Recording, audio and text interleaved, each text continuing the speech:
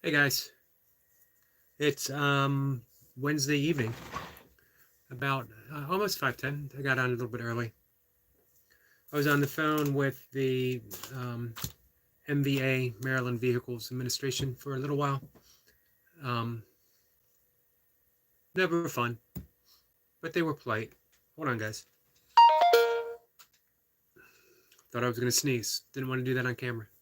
I still might sneeze. It's that time of year. Allergies abound. Um, I tried to renew my registration. It's my father's car. I inherited it when he passed away. It's still not in my name yet. I was having difficulty doing it online, so I gave him a call.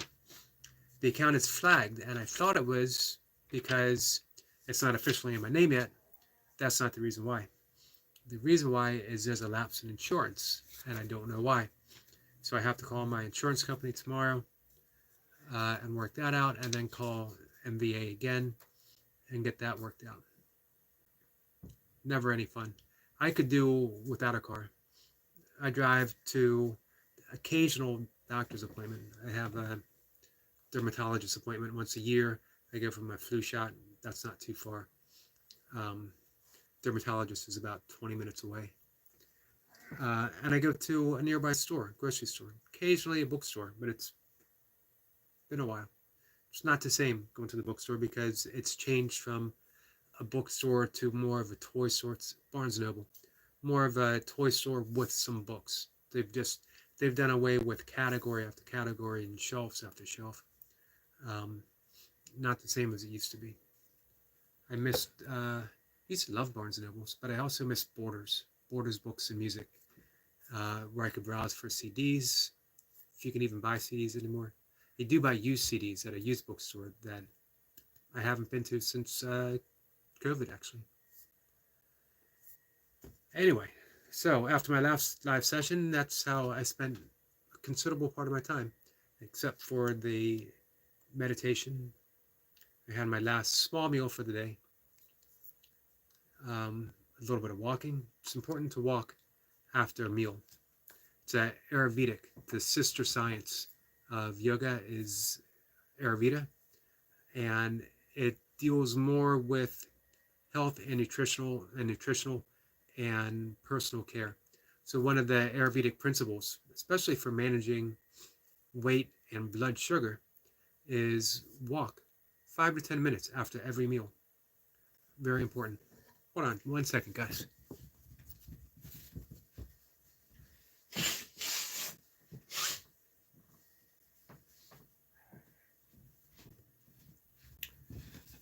Once again, allergies. Um, they don't bother me that much, but every once in a while, it's like you hit a pocket of pollen and everything goes off. I could be fine all day, and then out of the blue for like a 2 minute period of time. Hey, our friend Kay is here. Kay, how are you? Kay says, hey, Yogi, you are back. Yeah, but I try to do 2 live sessions a day. Um, Once I get monetized, maybe I'll drop down to one. But you know what? I enjoy doing it twice a day. It's um, it's a stretch of creativity. Can I find something to talk about um, for an hour plus each time? And of course, some days conversation flows, other days not so much. I get a little bogged down in details. But it's always a fun experiment and experience, just seeing how things go. Um, I liken conversation to an art form. You just you let loose, nothing planned. Um, every once in a while, I come in with a topic in mind, but it doesn't pay to stick with one thing. You got to be loose and flexible. I don't know if you've ever read Jack Kerouac on the Road or the Dharma Bums. I read the Dharma Bums every couple of years. It refreshes me to my hipster roots. And by hipsters, I don't mean the modern hipsters in the funny hats. Um, I mean the original hipsters, the hitchhiking, jazz loving, mountain climbing, backpacking, train hopping um, hipsters of 1930 40s up until the early 60s. Of course, Jack Kerouac wrote On the Road, which was a seminal classic, but Dharma Bums is my favorite. Anyway, Dean Moriarty, the character in Jack Kerouac's book, was in real life Neil Cassidy, who would have these stream of conscious conversations continuously. And it was like listening to jazz. You can find him talking on YouTube. He became the bus driver for Ken Kesey, who wrote One Flew Over the Cuckoo's Nest, and kickstarted the LSD hippie movement. And they drove a bus across the country from California to New York to hook up with Timothy Leary at the time. That meeting didn't go over too well. But so it was supposed to be the meeting of the acid heads on the two coasts. And the house band, or so to speak, the bus band, were the Warlocks, who later became the Grateful Dead. I actually hung out and partied with Jerry Garcia from the Grateful Dead's daughter, Annabelle, in 1983, 82, 83. And I also met Carlos. They didn't meet. I casually had a conversation with Carlos Santana in Columbia Mall. Some brief moments brushed up against fame. Kay says, I enjoy your lives. Thank you, Kay. I appreciate that. And I appreciate you being here. As I told our friend Nightwatcher, he gets very concerned when I'm here by myself. He'll pop in and he's like, where is everybody? Let me go out and bring people here. He actually went on Noble's live stream and said, hey guys, Eric is by himself. You need to come by. And I appreciate that. It was totally unnecessary. And I don't want to leech off of anyone's live stream. And as I told Nightwatcher, conversation goes on, whether anyone's here or not. That's the art form. Can you just be creative with your phrasing and the string of words and the silence in between? Can you be okay with silence? That's when you know you're in a really good relationship. When you can have that long stretch of silence between two people and it doesn't need to be filled with casual conversation. It can be. Casual conversation is awesome. But to just force it out there because you're afraid of the silence between you, or you're afraid of your own silence, your own state of mind, that's when it becomes an issue. That's one of the big keys of meditation, is befriending your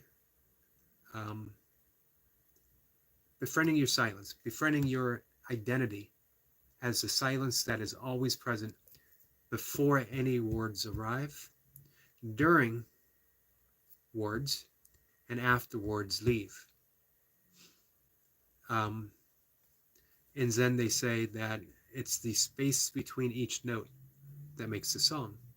It's the space between our every thought that gives those thoughts meaning. Without that space, it would just be a buzz of noise, making no sense whatsoever. Same with our conversations. So allow the silence to naturally spring up and be okay with it. That's when I knew my relationship with Mocha. I'm here talking a lot, twice a day. Actually, 3 times a day. I do a 5 a.m. live stream just for a few minutes. I read what I wrote in my blog. So far, I don't think anyone has been up to catch it, which is fine. It's really just for myself, and I don't think it's been over 5 minutes the entire length of time. But knowing that that's silence that would sometimes hang between Mocha and I in a long drive, and it was just very comfortable. And when you're in that comfortable silence, you know you're onto something special. I also knew that I was onto something special when Mocha and I got divorced after several years of marriage. It sounds odd. Mocha and I are terrible at divorce. It didn't stick. We ended up the evening after our afternoon divorce, we ended up having dinner with each other. The title of our relationship changed. The quality of our relationship has only deepened over time, especially the life tragedies that happen in any family over a period of time. Losing both my parents. She lost actually her my stepdaughter's father, her first husband. Devastating. He was a good man. But again, life is going to hold its fair share of suffering for all of us. A fair share of sorrow, I should say. And some suffering as well. If we go by Buddhist and yogic psychology, suffering is added on to the experiences of our life. So we have grief, we have sorrow, we have sadness, we have all these tragedies, but it's not suffering. Suffering is the psychological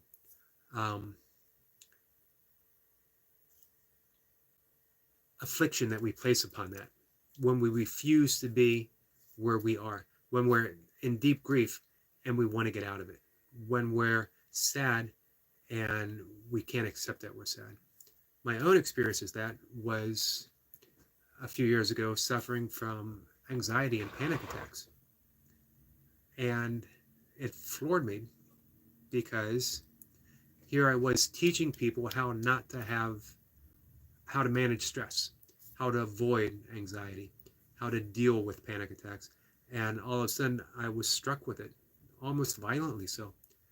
And I couldn't acknowledge it because it was in conflict with my identity at the time. But when I saw what was going on, finally, and I could accept it and make changes, the suffering ended. The anxiety remained, but the suffering related to that was gone. Kay says, yes, things happen. The important thing is you found your way back to each other. Yeah, and actually, we never even went too far away. Ins and outs. But I don't know how to explain it. We're swimming in the same ocean. Sometimes we swim a little bit apart. Sometimes we swim together. But the ocean of love remains the same, regardless.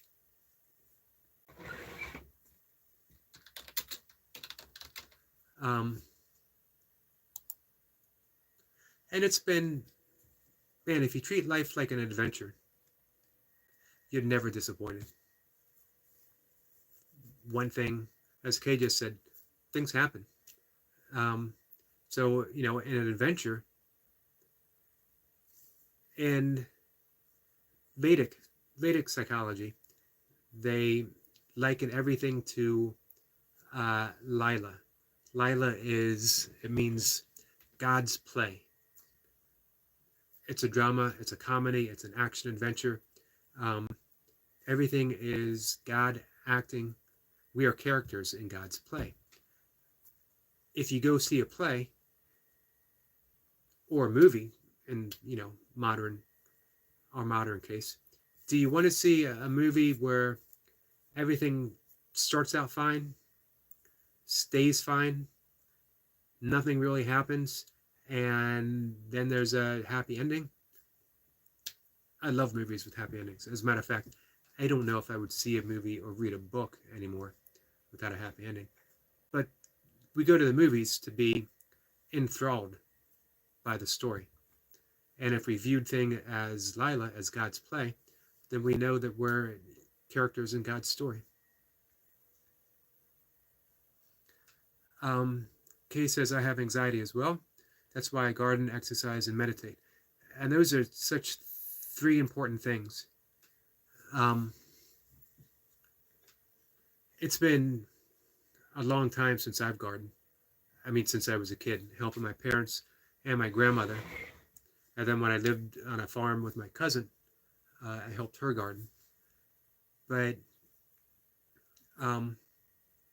there is something getting your hands in soil, being out in nature, knowing that you're participating in the growth of something, especially something that you're either one, growing for beauty, a flower, or two, you're going to nourish yourself and your family.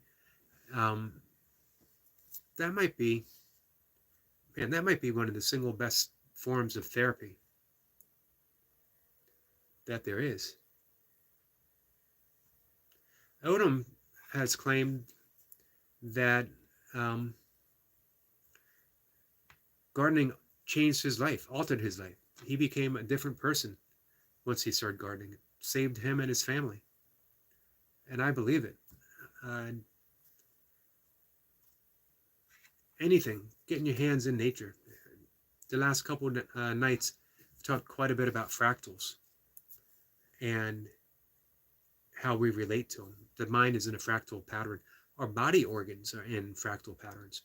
And nature itself is constructed in fractal patterns. So as soon as we get outside, and every inch of outside is nature.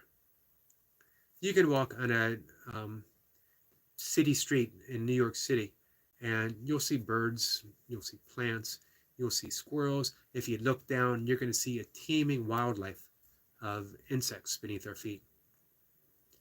And you'll also see grass and weeds poking up through cracks in the sidewalk. That always amazes me and thrills me. Kay says, same here. I believe Odom as well. You can't doubt that he's in his happy place when he breaks out in song. Just because he's out in his garden, his heart just breaking open with pure joy of doing what he's doing. I don't know a whole lot of other things that can do that to a person. I can guarantee you that you will never have Kay Renee's garden break out in spontaneous song doing a set of burpees. I can guarantee you. Maybe I'm mistaken. I could be wrong. Kay, you can prove me wrong on that. I love burpees, but I'm not going to break out in any kind of song. However, when I'm doing my morning walk right before dawn, Kay says, no, sir, I didn't think so. But you know what? That might happen while you're gardening. And there's times during meditation when I know I'm just about to burst open with the profound silence that's coming forth. As well, when I do my run on my walk first thing in the morning and my second walk later in the morning, there's moments when I definitely feel a song in my heart, just a silent song of joy, just being out there.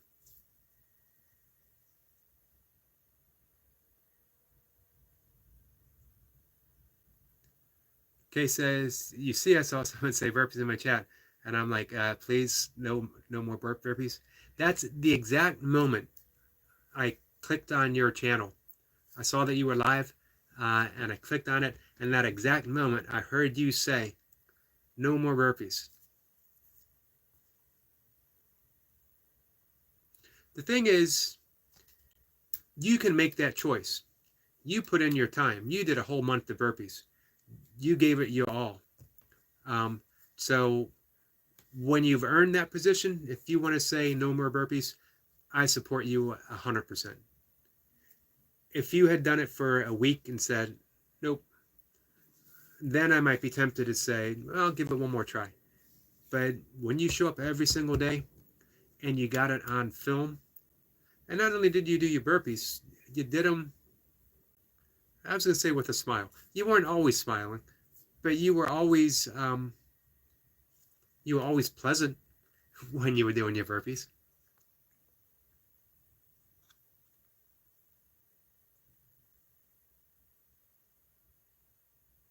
Kay says, I thought someone was asking me about them. I will absolutely still do more burpees. I was joking. Yeah, you had mentioned before that you're going to leave them in your routine. They're a valuable exercise. I've been doing them. I guess I think I'm on day, I don't know what day I'm on. Quite a few. 800 and maybe 850. I actually have it on file. 856 days. I'm a far cry from Unk, who's at 1400 days. And I think Burpee King is like 1500 days. But I figured I'll hit the 1,000-day mark, and then I'll look back and I'll decide what I want to do. I actually thought I might get to 999 days and then break the streak, just to show people that I'm not as anal retentive as people think I am. 999 days, and then I break the streak. The thing is, though, I absolutely know for certain that I am as anal retentive as everyone thinks I am, and I'm going to go ahead and get 1,000 days.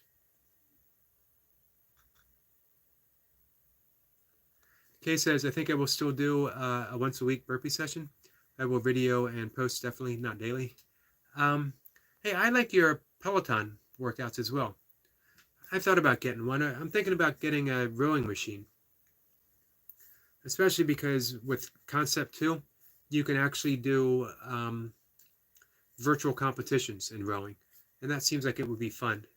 And it would give me something to train for. Sometimes, not often, but sometimes I miss training specifically for something instead of just training. Hashtag burpees. You say the word burpees and it is what it is not far. It's like Beetlejuice. If you say burpees, burpees, burpees, and it is what it is, pops up. Kay says, yes, I love the Peloton. It looks like, one, such a good workout, and two, I love the scenery that you get to ride through. Lewis says, hey, chat, Eric. Yep, say burpees and he'll pop up. Not only will he pop up, but he'll try to make you do some, or he'll try to get you to do push-ups if you get 10 likes. Kay says, yes, the scenic rides are awesome.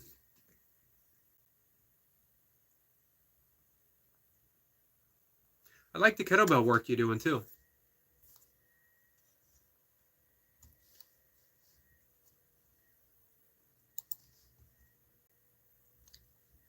The important thing is, as you mentioned with your own anxiety, you stay in motion, you stay active, you stay engaged.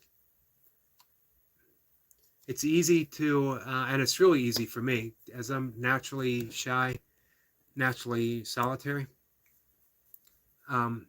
It's really easy to retreat and not engage with any type of community.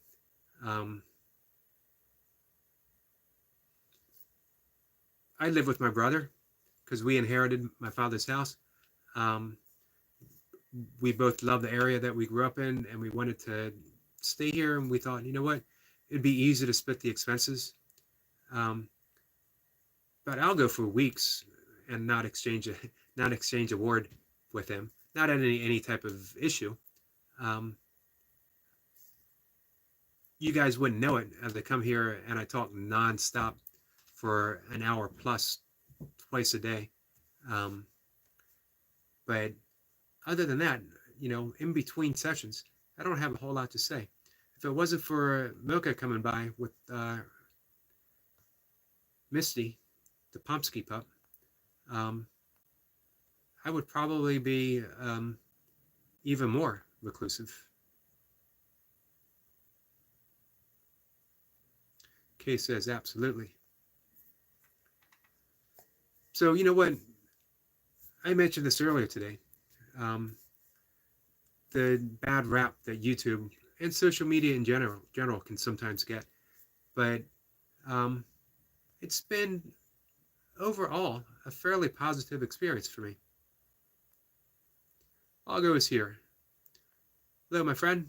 I saw you post over on Nobles about the sculpture that you were working on. Kay says I'm an introvert as well, but people person at the same time. If that makes sense, it does. And you know what? I think that would describe me. When uh, when I'm with someone, I enjoy being with someone. I don't run away. I love asking questions and getting to know people, or engaging with people that I've had a long-term relationship with, from the people at my local grocery store, the people at the bookstore, um, neighbors that we run into when we're walking the dog. Um, I love talking to people, but my preference is always disengage and recharge afterwards.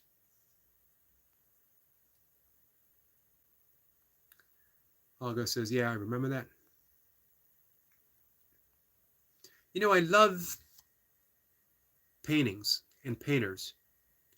Um, but man, there's something about sculpting. I mentioned that before. I think maybe the kinesthetic feel to it, getting your hands on it, using a sculpting knife. I'm sure there's another name for it. One of my favorite stories was on Michelangelo, when he was asked, how did he ever manage to carve David out of a single block of stone? And his answer was that David was always in the stone. He just took away everything that wasn't David. Um, I've read that. I don't even recall where I read it. Like way back as a kid, 1970s. Um, and it's stuck with me ever since. And I can't say that about other art forms. I love reading, or I'm sorry, I love writing. I'm at my blog every morning to write. And I've done it every single day for 25 plus years. But I look at the page and I see the potentiality of its emptiness, which is awesome. Anything can fit there. No limit whatsoever. Nothing can go wrong with the emptiness of a page because it's filled with potentiality. The only thing that matters is the meaning that I give it. And if I refuse to judge it, it's absolutely perfect. But I don't see things in the page. When you have that block of stone, it's almost like it takes its own shape. Same with like carving. Sometimes you don't even know what might be happening when you're carving until something begins to emerge. Something that's already in the stone or already in the block of wood.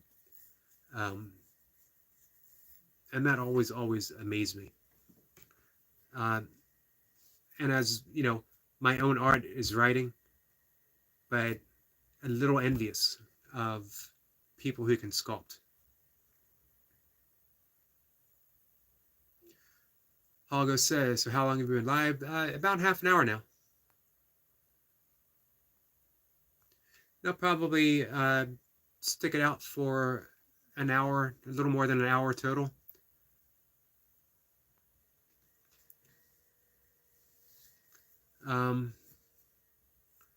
Helga says, I agree, and says that, but I don't really do traditional sculpting.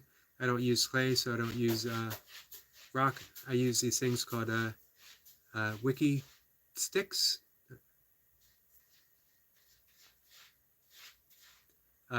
which I string Covenant wax. You know what though? The fact that it's non-traditional makes it even better because, man, you're breaking new ground. You're doing your thing. I need to look up the wiki sticks.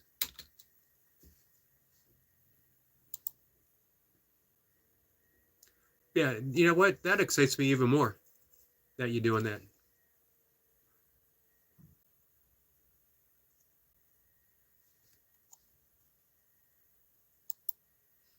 Absolutely love, like the stuff that I write is non-traditional. I basically call it lyrical prose. Um, it doesn't have, it has the structure that I give it. It's not based upon, there might be familiar themes, of course. Sometimes I write about nature, science, yoga, meditation, all kinds of themes that just occur to me. But I try to weave it in a way where everything flows in a very lyrical sense. Um, sometimes I succeed, sometimes I don't.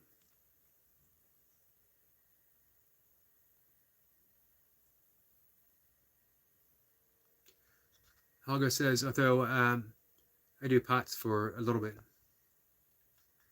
and they are made for kids, but I like them.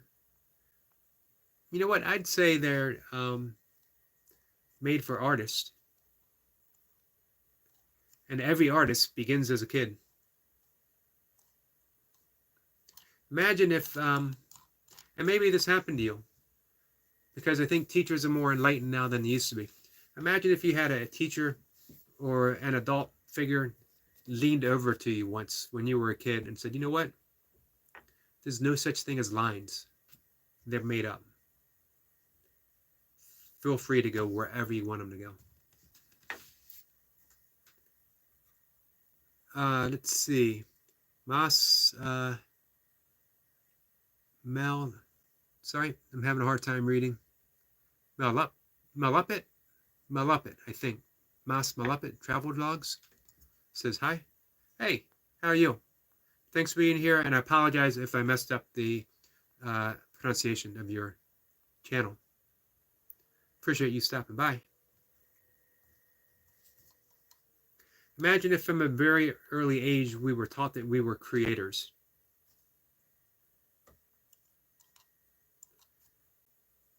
Life itself was our template to create. We could create the life that we wanted.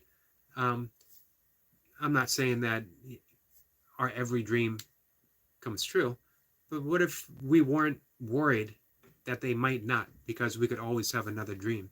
We could always just keep creating and creating and creating, that we were unlimited in our potentiality. It reminds me of the line from Patanjali's Yoga Sutras, which are considered the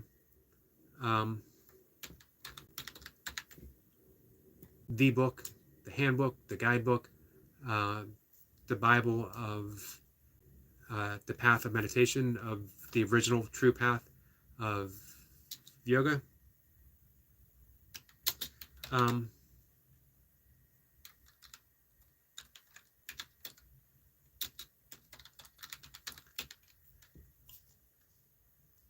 Let's see, I'm going to bring up a quote.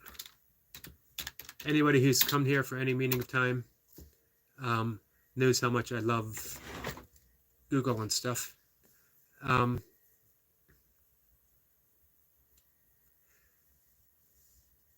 Yoga Sutras are 195 sutras. Sutras means like a pithy saying, 1 to 4 to 5 lines, compact teaching. There's 195 of them. Out of 195 sutras on yoga, considered again the main foundation of yoga, asanas, the postures, are only mentioned 3 times, and that's in regard to sitting postures for meditation, attaining a steadiness and ease of posture for a long period of time. Holger says, that's how I see my sculptures as my creation, uh, and more than other types of sculpting because I have to take care um, on my sculptures, clean them, and replace some parts, and then maintain them, so it's more like they are my creation, which sounds pretty incredible. Personal. Sounds incredible, and it sounds personal, um, which is what art should be. And that's what, for me, that's why I share my writing.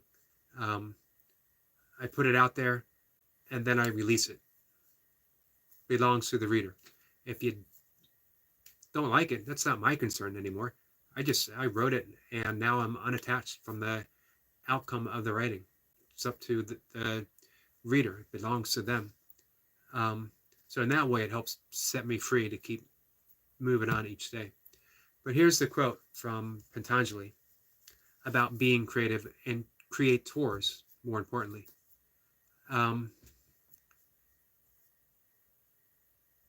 This is when we're inspired, and inspiration being key to any artist, regardless of the modality. Dormant forces, faculties, and talents become alive, and you discover yourself to be a greater person by far than you ever dreamed yourself to be. That's what happens when we're working in inspiration, when we're caught up in that act of creation itself. So the entire quote: when you are inspired by some great purpose, some extraordinary project, all your thoughts break their bonds. Your mind transcends limitations, your consciousness expands in every direction, and you find yourself in a new, great, and wonderful world. Dormant forces become alive. We're literally working, every small creation, we're literally working with the entire universe to bring it into fruition. There are no small projects at all, because it took, I'll go, any sculptor that you're doing, it took the entire universe to make that happen. The entire universe, and that's not it's not an exaggeration by any means. Everything that ever had to happen for you to be here right now creating that thing. From that infinite singularity of energy, smaller than the smallest particle, existence itself, some creative urge took place and it expanded, creating time and space as it was needed. There was no time, there was no space. It wasn't even a concept of time or space until all of a sudden it was needed, and the universe created it as it went. Every atom, every particle, every element that's in creation now came from that moment of the Big Bang, or moments right after, as the universe began to cool. All of them are still in play now. We don't exist out of new atoms. We exist out of the same atoms that existed the very moment the universe came into existence. That's creative force, and it's still creating. The universe is still expanding, still evolving, and we're part of that. Every little act of creation that you do is part of that great, great creation of the universal order. Every sculpture that you do is the universe expressing itself through the modality of Holgo doing a sculptor. That's how important and how great the things are that you're doing. Andrew is here.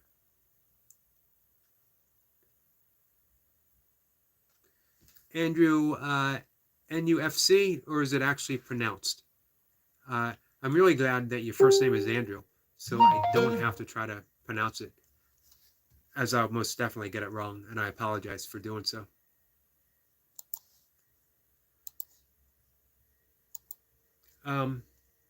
Yeah, so as you can tell, I absolutely love talking about art. um, an artist, and inspiration and creativity.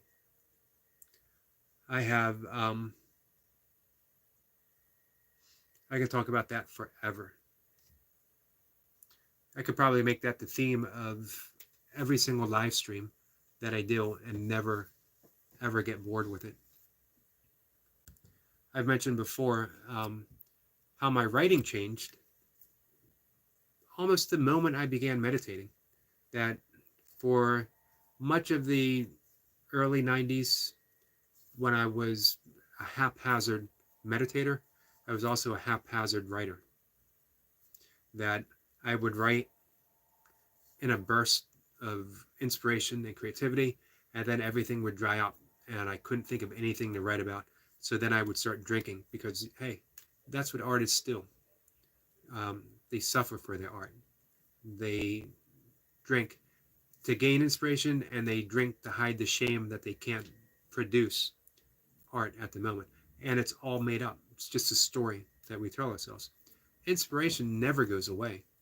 In spirit, inspiration. Um, it's literally our breath. We're inspired beings.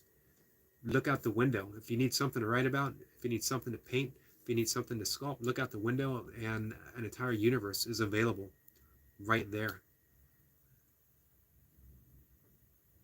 When I started meditating, so much, well, I had been meditating for a while. When I got serious about it, my writing got serious, and I just spontaneously began to write every single morning. Um, Words just arriving. And if they didn't arrive, I was okay sitting in silence until they did. And I still am okay sitting in silence.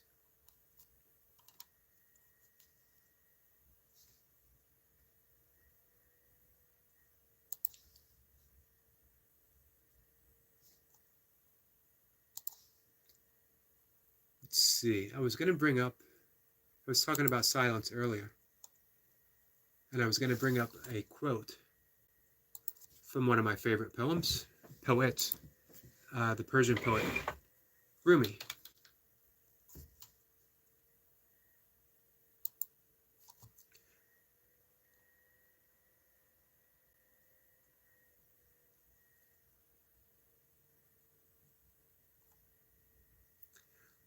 It's a quote from a poem of Rumi.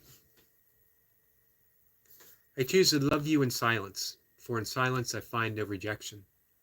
I choose to love you in loneliness, for in loneliness no one owns you but me. I choose to adore you from a distance, for distance will shield me from pain. I choose to kiss you in the wind, for the wind is gentler than my lips. He is speaking of an entirely different type of silence than what we're usually concerned with.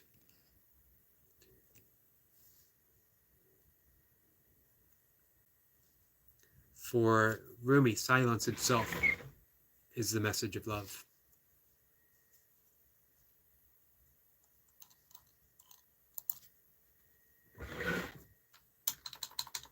You can't go wrong by looking up Rumi. Here is another.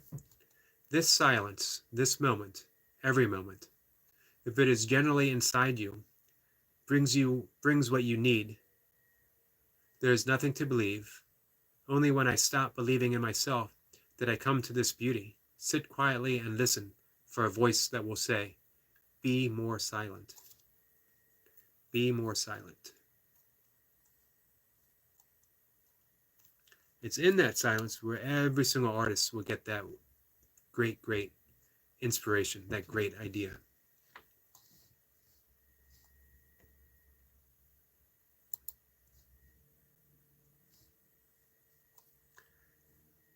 I just got sent something from Milka, a little video from 9 years ago of me running up the hill on my very first completion of my third attempt of a 100-mile race.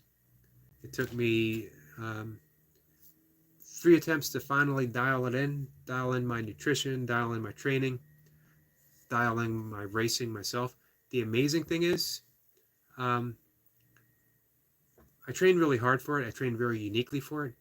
And when I got on the trail itself for the race, I surrendered everything, everything. Didn't care if I finished the race. Didn't care if I dropped out or if I finished. I was just happy to be on the trail. And it was, of course, no 100-mile race, no ultra is effortless, but it was mentally effortless, um, because it was just completely detached, unattached. Detached has that clinical feel to it, but I was unattached from the outcome and just completely in the moment of the race, um, and was definitely one of my all-time favorite races. I might try to post that on Facebook if I'm able to.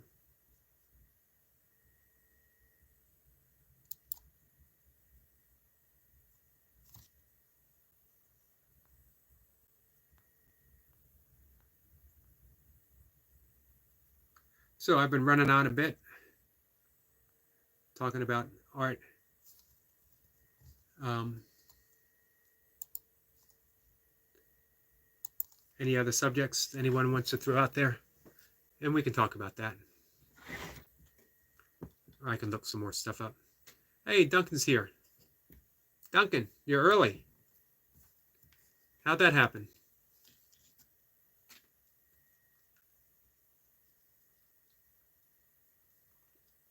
Tomorrow is interval day. Tomorrow is Navy SEAL interval day. I'm in strong consideration to putting your plan into action. 28 minutes, last 2 minutes. Back to back.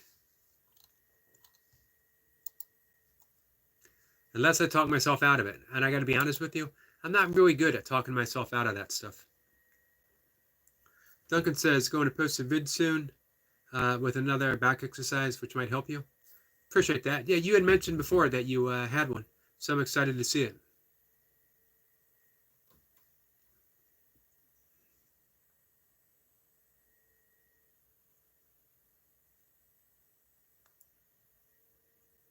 Hago says, hello, I'm back. Sorry, I went to change my profile to show some of my sculptures. Awesome. Your profile here on YouTube or on another social media platform? Hago says, did it work? Let's see. I'm not sure if I'll be able to look it up, but we will try.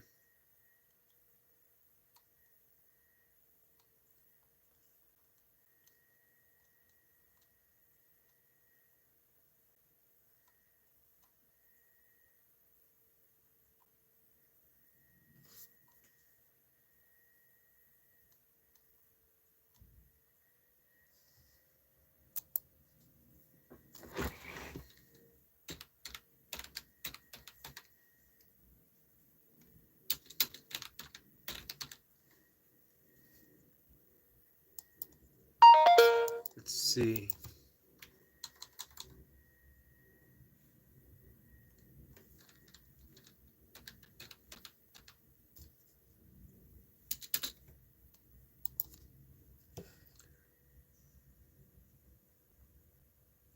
Hago says on YouTube.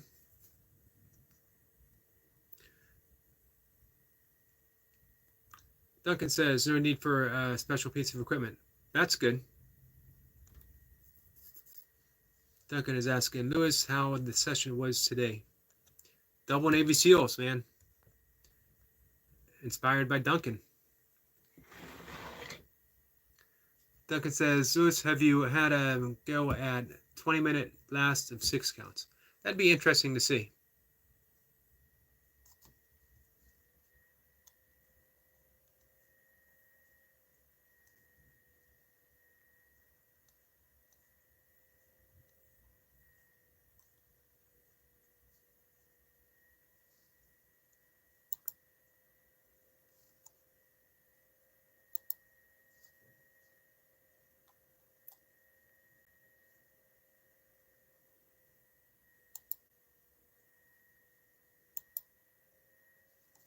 So I'm bringing your page up now, Holga.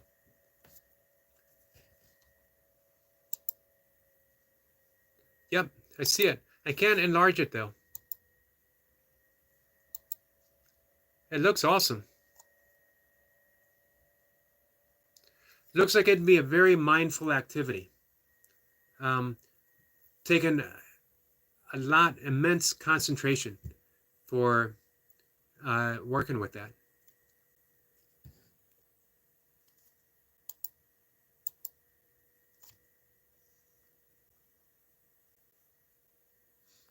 I'd like to see It Is What It Is do a 20-minute full blast session sometime. Just because I think he'd knock it out.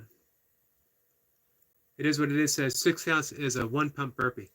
But it's got to be, each position has to be counted out to be a 6 count. That's the difference between a 1 pump and a 6 count. So with a 6 count, you know, reaching down is 1, getting the legs out is 2, 3 is the push up, back up is 4, standing up is 5. I think I might have missed one somewhere.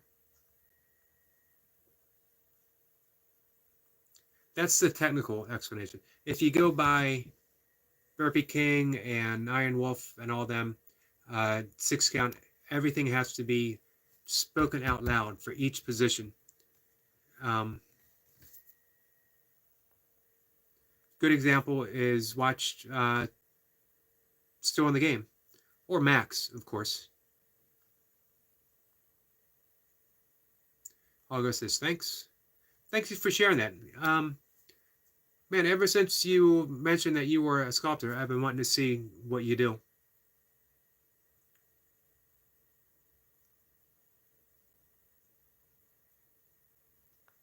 Duncan says, I set a number and try to achieve that.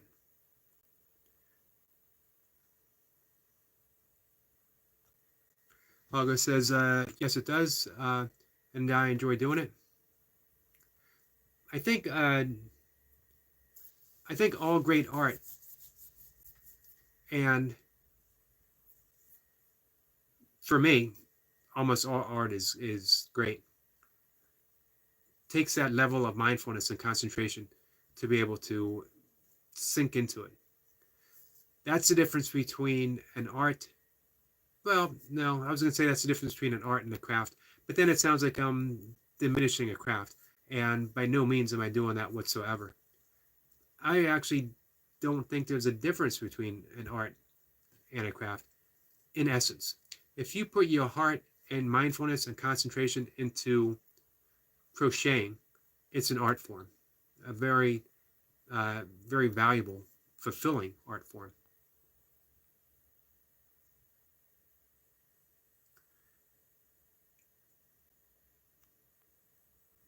So here comes the trouble. Duncan Walsh, Fitness Motivation, says, Eric, have you considered?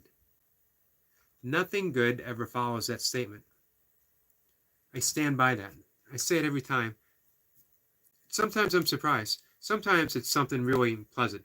Have you considered, I think once it was about my YouTube shorts, taking them out, doing a live stream as I'm out on one of my walks with my camera. Great suggestion, because it didn't cause me any pain or suffering. His last, Eric, have you considered, was doing 28 minutes of interval work with Navy SEAL burpees with the last 2 minutes back to back. That's going to bring considerable suffering with it. Olga says, and like I said, you have to maintain it very often because of the wax. It collects dust very easily. So it's almost like a working expression of art. You have to, it's always being expressed. You're always working with it.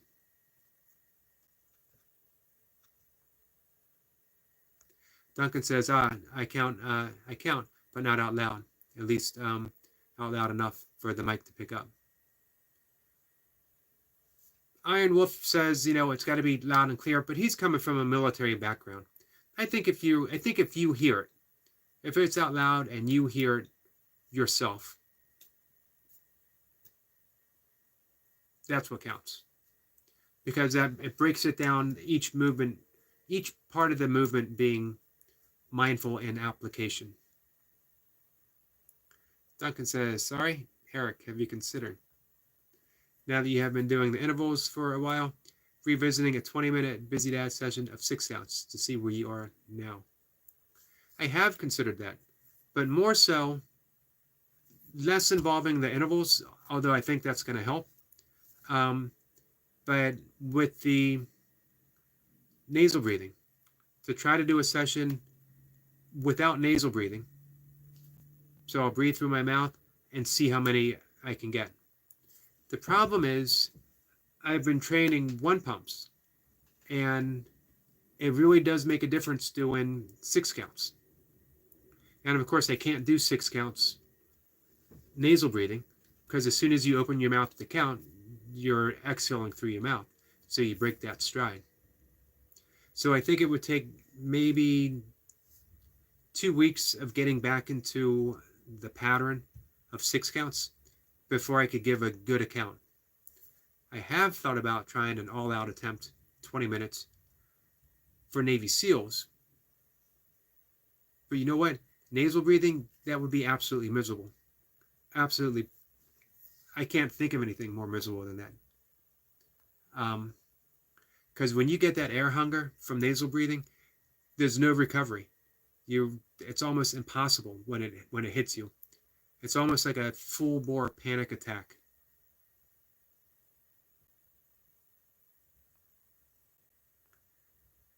But it's a good suggestion. A great way to test the effectiveness of what I'm doing. Although, I think another good way is muscle composition and the fact that everything feels easier since putting a whole lot of effort in those intervals.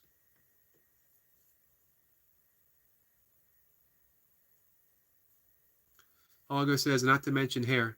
It's my greatest enemy when I come to my sculptures. My desk where I work on these sculptures is in my room, and me and my wife share a room, and when I keep my sculptures on my desk and there is hair, I don't even know how it gets in them. Huh. But I could see that. I could see why that would be an issue. Don't get me started on hair, man. I got my own past issues with hair. If you guys go back a year or so on my burpee videos and even my live stream, you will see me with the remnants of a ponytail that I regrew. I used to always have long hair. I used to have really long, thick, blonde hair until day by day by day, it was less thick. One day, looking in the mirror, I heard myself say to myself, pulling my hair back in the ponytail, you know what? If I comb my hair just a little bit in this direction, as soon as I heard that thought, I shaved my head. You go the route of a comb over, there's no regaining your dignity. You've lost it. You've lost it for good. But then during COVID, everything shut down. I started thinking about George Carlin and the old man hippie balding ponytail look, which he pulled off greatly. And I thought, you know what, I could probably pull that off. I'm an old man. I'm bald. I can do an old man bald ponytail. And no one's going to be there to see. Little did I know that I'd be making burpee videos. And I kept it for about a year or so. And then, things started opening up, going public, and I thought, you know what? This isn't working the way I thought it would. And went back to shaving my head. It's a story no one actually needed to hear, but there it is. So Duncan, I will take that in consideration.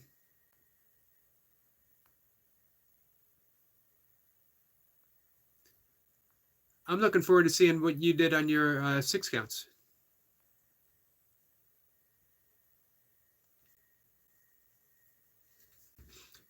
Lewis says, I just hate counting.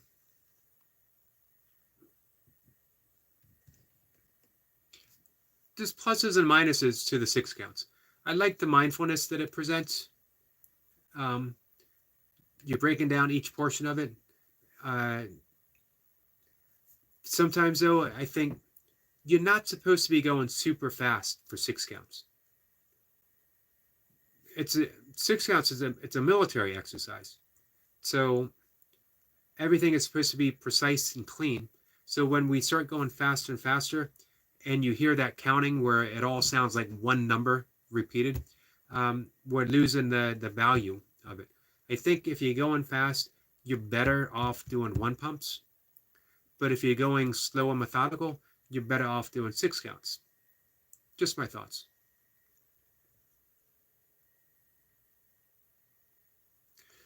Lewis says, I really don't see the difference if you do 200 counting or 200 without counting. It makes a difference, actually, physically. 6 counts are tough. Because again, each position is held just a little bit longer to get that count out. Milka McCarty is here. Says, hi, hey Milka. Just talking about, I talked about you quite a bit in this discussion. Duncan says, I know some people who have had hair transplants. It's their own hair taken from the back and attached to the front. Apparently takes 12 months to get to the max, but a big difference after 6 months. Yeah.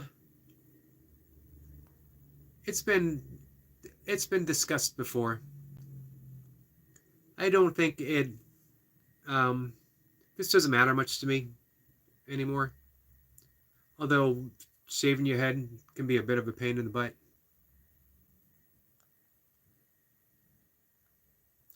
It is what it is, says much just be a head game.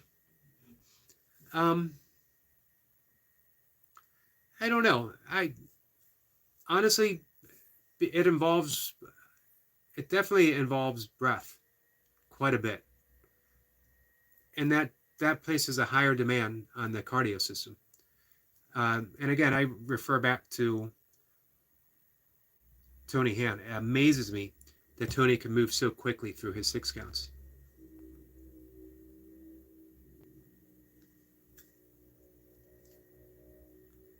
Duncan says, so is that something that you would have considered, do you think? So many TV presenters have had it done. Sports people who are now commentators and endless celebs. You know what? I wouldn't be opposed to it, but I doubt it. At this point in my life, at 59, does having a head of hair, is it going to make any difference in my life? Am I going to get one more burpee? Am I going to run an ultra any faster? Am I going to gain YouTube subscribers and more watch hours? Can I monetize faster with a full head of hair? You guys let me know. Will I gain subscribers if I had a full head of hair? And then I'll take it under consideration. The Realist McCoy says, peace to you and the chat room. Hey, thank you. Appreciate that. I often mention how much I love people's introductions when they come in. Peace to you in the chat is just such a wonderful way of coming into a chat. Immediately, everyone's put at ease. That little air of peace just sort of hangs there.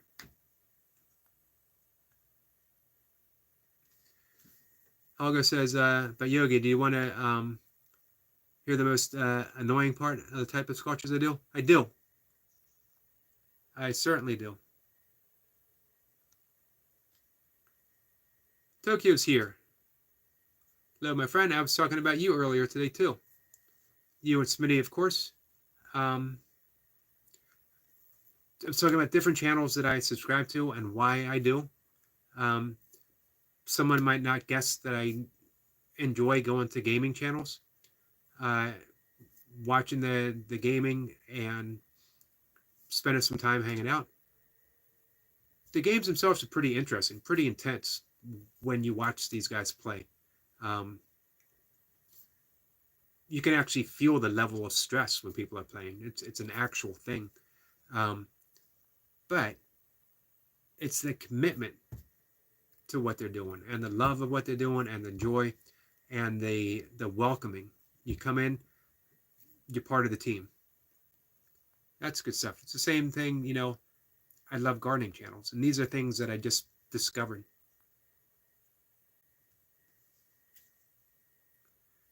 It is what it is, says, but it's always a breath game when it comes to burpees, Eric, right? Yeah, it certainly is. I've never been, you know, you come close in Navy SEALs to being maybe physically running out of steam, but almost 9 times out of 10, it's the breath that gives way before anything else when you're chugging along.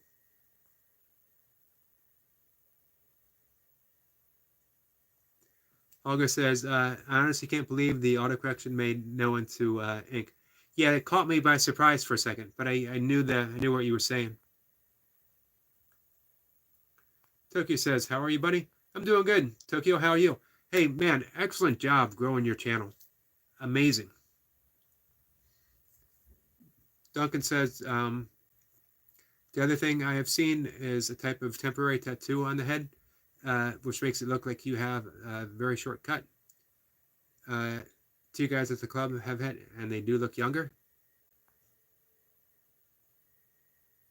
Man, if I'm going to get a head tattoo, I'm getting a head tattoo. I'm going full Bam Bam Bigelow, WWF. That was back in the day when it was WWF, or not WWE. I'm going to get an arrow tattooed. I was going to say down, but maybe we'll go that way. Lightning bolts on the side of my head. Lightning bolts tattooed on the side of my head, and I will definitely run faster.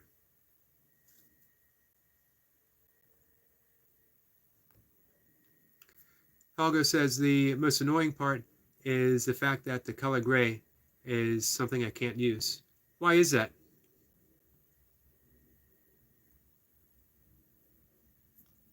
Turkey says we appreciate the love and support, bud. Man, happy to give it, and you guys pay it back in full. Very much appreciated. Love everything you guys do, from what you do on your channel and what you do for other people as well. Really goes to show, if you want to succeed, help other people succeed, especially on something like YouTube.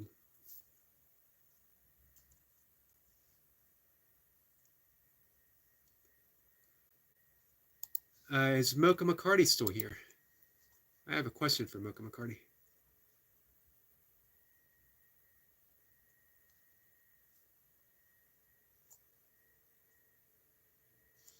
Mocha posted on Facebook a short little clip of me running up a hill, finishing my very first 100-mile race. And I'm hoping I can get that shareable. Or if she could send it to me as a message, and I can share it on Facebook, or I could share it on YouTube. Duncan says, Lewis, slightly uncomfortable question, but if in time to come your elbows or shoulders start to play up and burpees become a problem, what would your training do? Well, you know, he lifts before his burpee session.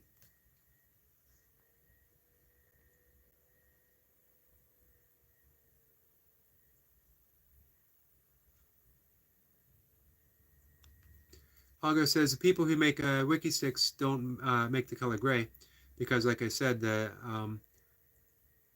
like I said earlier, they were intended for kids. Huh. It doesn't seem like I mean, kids could use gray clouds, gray sky. I just personally, I see no sense in the company limiting what they put out there.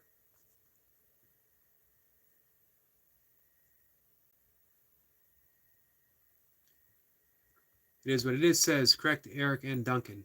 And he goes on and says, the best shape of my life was in 2017. I had no idea of burpees existed. What were you doing? What were you doing in 2017? Best shape of my life was probably 2007-ish to 2008-ish, when I was training for kettlebell sport, and I was still including some fairly heavy squats and deadlifts, and I had just started ultra running with the 50K in mind.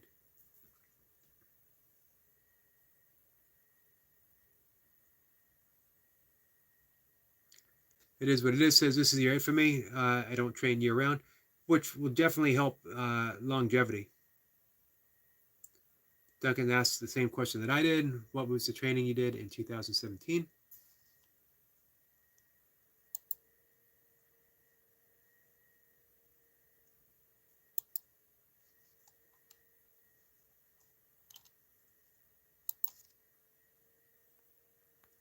Be interesting to hear. Olga, I wonder if you contacted the company, if they would consider making gray.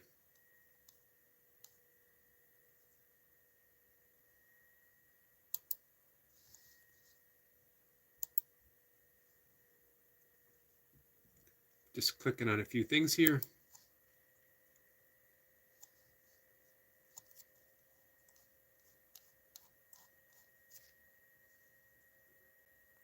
Olga says, at least that's all I could narrow it down to. But the way I can use gray, I have to take from the wiki stick itself, which hurts my soul to do, and my fingers.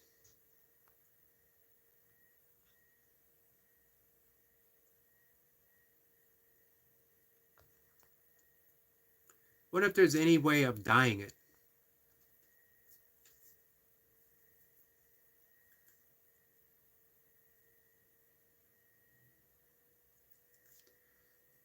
Lewis says, nothing has really changed as far as my workouts go. It's really been the same. Lift I do and start I used to run for cardio. That reminds me, Simon has a thing about a new video up on running, and I wanted to check it out, and I forgot. I have it queued up, though. Well, I can't imagine you at 230. Lewis says he was 230 and dropped down to 172 in 1 year. My all-time heaviest was 220 something. I have I use it as a thumbnail on some of my YouTube videos. If you cruise through the playlist, you'll see long blonde hair, big beard, and I'm about 220. Powerlifting, not a great one. I had to get up to 220 in order to bench over 300 pounds, and it wasn't worth it at all, because 300 pounds, 320 in competition, not that great of a bench press. And to get up to be that heavy, jeopardizing my health just to put up a big number. Of course, I was young, so, you can do stuff like that when you're young.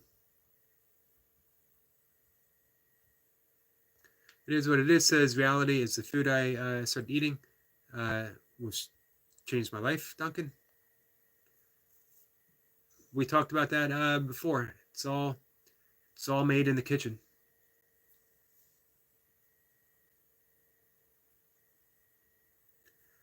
Olga says, I don't know, never tried, but I don't know if that would work. All I can think of doing is making my own, but I don't know how. Might be something that we could figure out, though. Might need to write myself a note. We can explore. If it can be done, we can figure it out.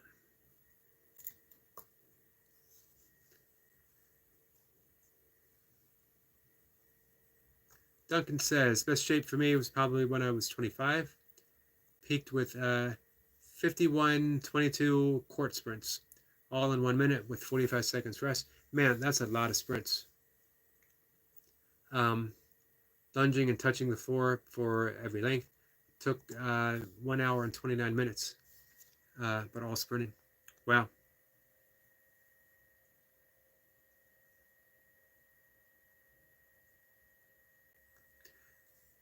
Lewis says, nice, Duncan.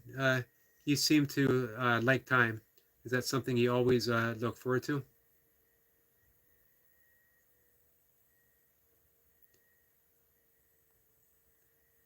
Duncan says, I'm 40, by the way, guys. 40 was a good year for me. 50 was a good year for me. I mentioned before, I keep throwing out my first 100 because it was this week, because the video just came up. But I didn't get my first 100 in until a week after my 50th birthday.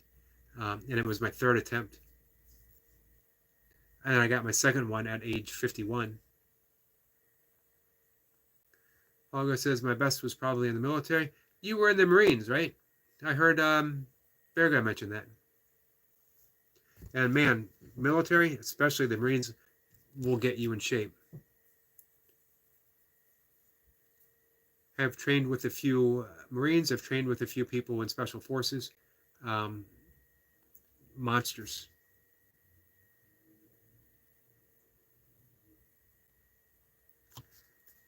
Lewis says, yes, or just a fast paced.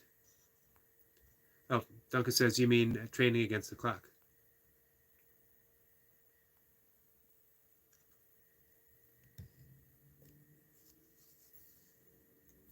Yeah, that definitely does seem the modality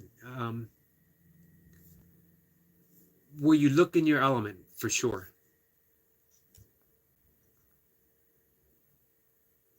Olga says, yes.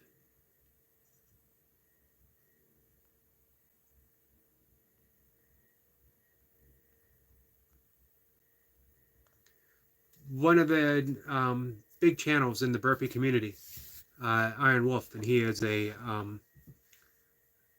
fitness drill sergeant, I guess that's the term, in the U.S. Marine Corps. Really, he's considered the big gun, the big dog, in the burpee community. I did some of his routines. Man, it's been over a year, well over a year, and I enjoyed them. I don't know why I stopped, except that I got caught up into the busy dad training, which isn't a bad way of training. I enjoyed it, but I just no longer resonated with trying to see how many reps I could get like that. It was just mentally, it became less, more of a grind, I think.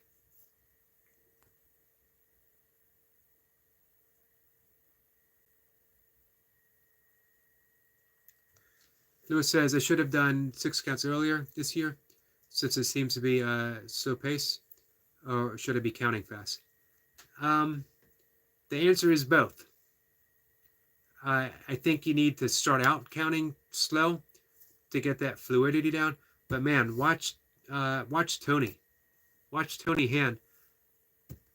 I can't imagine counting that fast. I think maybe Iron Wolf might quibble with Tony, saying, the point isn't to see how fast he can do it. The point is to do it. And he has a point there. I mean, it is a military, specifically Marine Corps exercise.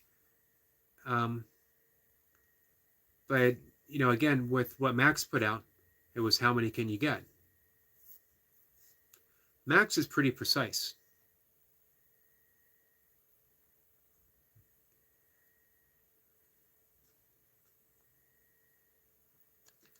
Duncan says, not always. I often run and just do steady or hard-ish run. But a remnant from the squash is that I had to train against the clock to get certain numbers in at a certain time.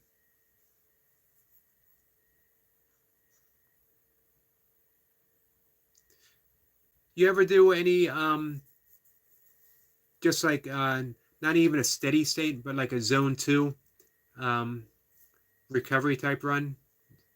I mentioned this earlier. What boxers would call boxers and wrestlers road work, um, conversational pace. You're just trotting along, almost not much faster than a fast walk actually.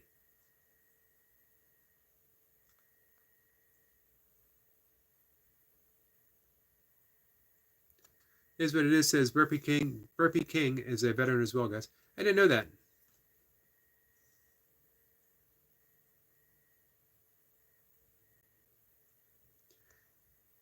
Hashtag the point is to do it. Damn right.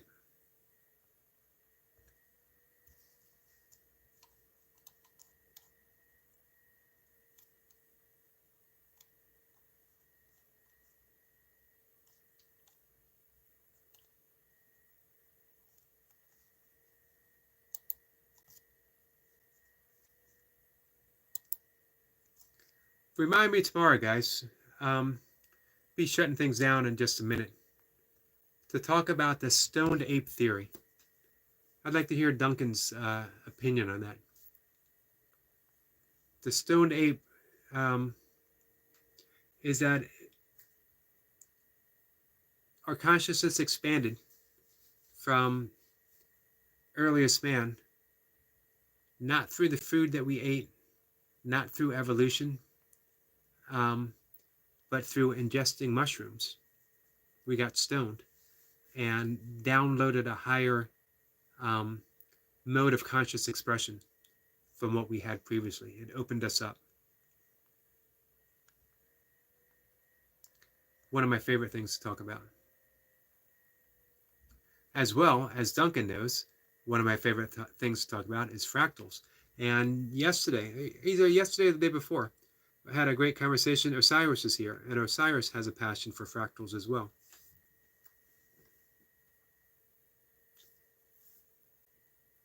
Duncan says, to be honest, I think Iron Wolf enjoys the grind. He should go against the clock. He should go against the clock more often, and probably do some higher intensity cardio, like your interval, perhaps, or the plywood jumps. I think the VO2 max. I don't know if I recall him doing any high. Well, his CO2 plan, was it CO2, VO2 punishment, CO2 punishment? I forget which one it is. He had mountain climbers. I see your point, though.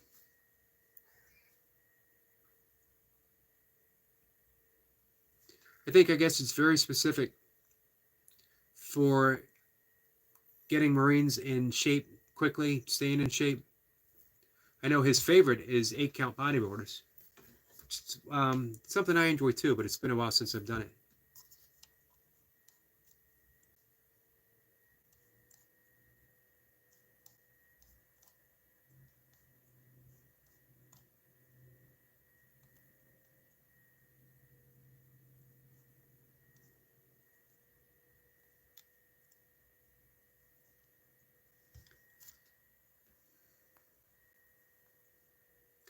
So it's getting close to my time to unwind, do my breath work, read for just a little bit. I'm diving back in at least once a year or so. I dive back in. It's always by my bedside. It's always part of my nightly reading, the Bhagavad Gita. But once a year, I like to dive in and read it all the way from beginning to end. And it seems that it's the time now. So that's going to be my evening reading. I mentioned before, being extremely careful what I bring into the sleep realm, what I bring into my subconscious. So I want to read something that is inspirational, something that is, I take those words with me to the subconscious mind so that my life unfolds from that sense of peace that I get. It could be passages from the Bible, the Bhagavad Gita, the Upanishads, the Dhammapada from Buddhism. it doesn't matter. Whatever grabs me at that moment. Patanjali's Yoga Sutras, as I mentioned. So, breathwork and some reading. Shut down the electronics. Very important. Get those eyes to get the eyes away from all electronics before you go to bed. At least half an hour. An hour is even better. Duncan says, I think Iron Wolf training is tough, but not the most intense. Have you ever taken those type of mushrooms? They expand your consciousness? Yes and yes. I am probably, I was going to say I'm probably as weird as I am because of that, but I got to be honest, I started out pretty weird, and I think you have to be a little on the weird side in order to do them. I took the mushrooms, I took LSD, I licked the toad once, but not the actual toad, and boy, that was an experience, and I regret how I did it, because I didn't give it away. DMT. I felt myself disintegrating, and not just bodily, but existently. That I was just slowly dissolving out of existence entirely, and what felt like a sheer force of will, I pulled myself together, and the trip was over. It only can last 30 seconds, sometimes a minute, maybe more, but an entire lifetime can take place in that DMT trip. It changed Mike Tyson's life. He became a vegan afterwards. For several years, he said he completely lost his sense of ego. Mushrooms are more gentle. Oddly enough, the discoverer of LSD, Albert Hofmann, a Swedish chemist, who went on and experimented through the rest of his life with LSD, and became a very awakened individual. He didn't like mushrooms. He preferred LSD because it was more clinical and more clean. He said when you eat mushrooms, there's something alive. The mushroom is alive itself. And it was too much for him. I actually sort of preferred mushrooms. Especially in my day, a lot of the LSD was packed with strychnine, which acted as speed, and it would actually keep you awake. Mushrooms you can go to sleep on. Duncan says, do you think you're better for it? I am weirder for it, by far. Better? I don't know. Man, if I hadn't done them, maybe I wouldn't be sitting around on YouTube talking about weird stuff. I'd be wearing a suit and tie. Instead of wandering around the house barefoot and in shorts all day long. So I don't know. Maybe more interesting. My life's definitely been more interesting. And everything began to unfold from that. You know what I mean? That direction of expanding in consciousness. From there, it opened me up to yoga and meditation and all the other stuff. August says, sorry, my phone died. What I miss? Talking about the stoned ape theory. How it was humans, instead of humans going through that evolution, and some people think it was eating meat that enlarged the brain in order for us to become the dominant species that we are. But there's a case to be made that it was ingesting mushrooms. And that's what I was talking about. And then Duncan asked me, have I ever done that? And yeah, I have. Quite often for a long period of time. Relatively long period of time.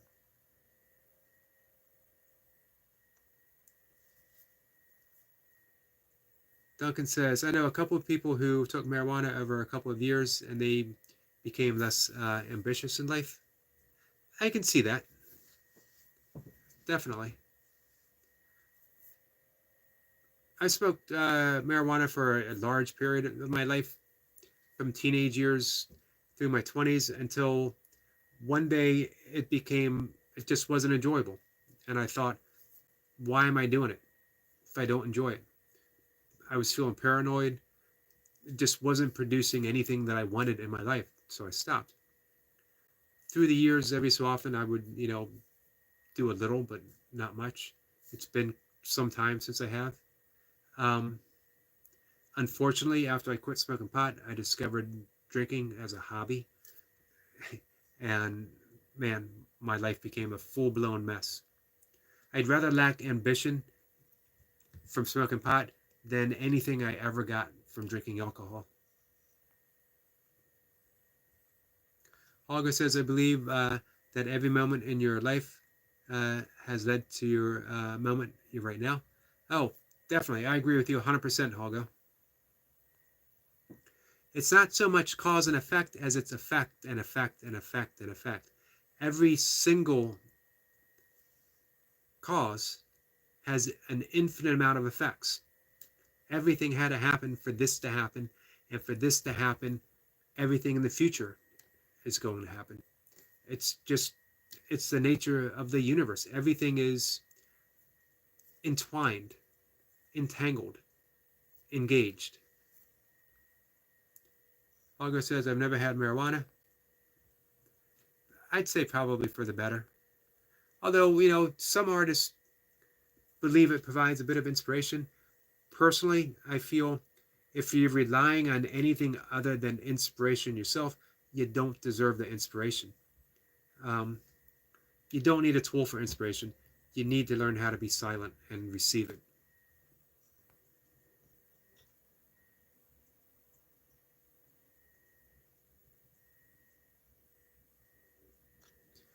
Duncan says, I think problem-solving abilities probably helped Stone Age man to expand their brain, born out of necessity to solve problems.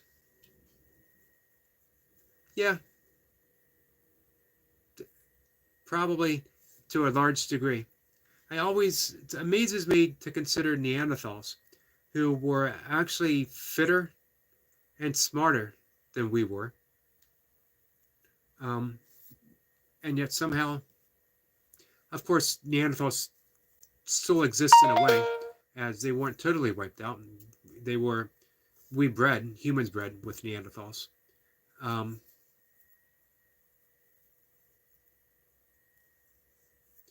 Olga says, I've also never had drugs. Alcohol, on the other hand, alcohol could have been my great downfall. Literally, I could have. Um, I spent a decade drinking, yet I never missed a workout. How's that for a paradox? Um, but I could have seriously harmed myself, and I could have harmed someone else. I'm fortunate that I didn't, and fortunate that I survived.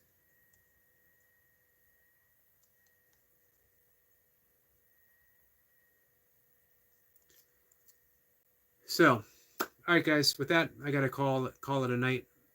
Unwind. I'll be back tomorrow. I mentioned before I've been doing about a 5 a.m. live stream where I'm reading what I wrote for that day, or something that I wrote maybe a few years ago, or sometimes just words that have inspired me. Um, why 5 a.m.? I have no idea. Um, Except that's when I'm done my writing. I'm finished for the day, and I just like to share it. It's less than 5 minutes. I don't expect anyone to be there. But hey, if you have insomnia or if you get up early, I'm there. Olga says, all right, it's been great, Yogi. Hey, I really appreciate you being here and sharing your art. And man, I had a great time talking about inspiration and sculpting and seeing your stuff. Seeing your stuff was an honor. Um, Anytime an artist shares with me something like that, I take it as a gift. So thank you very much, Duncan. Thank you. Stay tuned. I think it's going to be 28 minutes. I can't promise, but I think so. It's definitely going to be intervals. It's definitely going to be Navy SEALs. Uh, Lewis, it is what it is. Thank you for coming. Thank you for the great feedback and great information. Uh, I think some of my all-time favorite training talk is participating with you and Duncan, or sometimes just sitting back and listening to you and Duncan. And Mocha McCarty, thank you very much for being here. I appreciate it. We had some new friends pop in for just a moment. Andrew was here. Mas Maput Travel Vlogs. Sorry, I mispronounced your name. He was here as well. And the morning or the evening started off with our good friend, the great Kay Renee's Garden. Appreciate you all. I'll see you tomorrow. Oh, Mocha says, don't forget to like. Thank you for that. Definitely don't forget.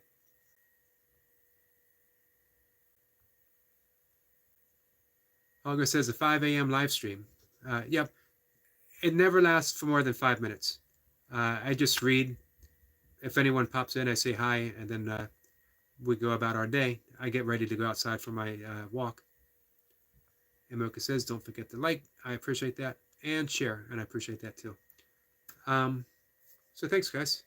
I'll see everyone tomorrow.